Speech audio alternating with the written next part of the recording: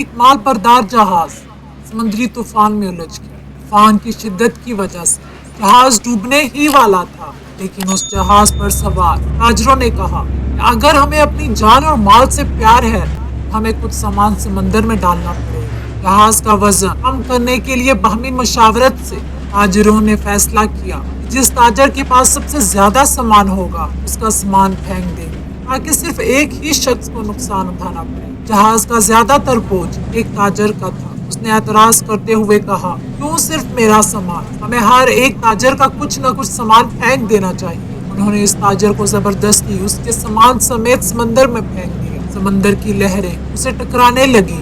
اسے اپنی موت کا یقین ہو گیا اور وہ بے ہوش ہو گیا۔ جب اسے ہوش آیا تو اس نے دیکھا کہ لہروں نے اسے ساحل پر پھینک دیا ہے اور اس کنارے پر نہ کوئی انسان تھا نہ کوئی گھر۔ اس نے اپنی جان بچانے کے لیے رب کا شکر ادا کیا۔ اس نے اپنی سانسیں واپس لی، وہاں پڑے ہوئے لکڑی کے ٹکڑوں کو اکٹھا کیا اور اپنے آپ کو پناہ دینے کے لیے ایک جھونپڑی جیسی چیز بنائی۔ اگلے دن اس نے کچھ خرگوشوں کو دیکھا، اس نے ان کا شکار کیا اور اپنی زندگی گزاری۔ ایک دن وہ کھانا بنا رہا تھا کہ اس کی جھونپڑی میں آگ لگ گئی۔ اس نے بہت کوشش کی لیکن آگ نہ بجھا سکا۔ وہ زور زور سے رونے لگا اور کہنے لگا، اب کیا کروں؟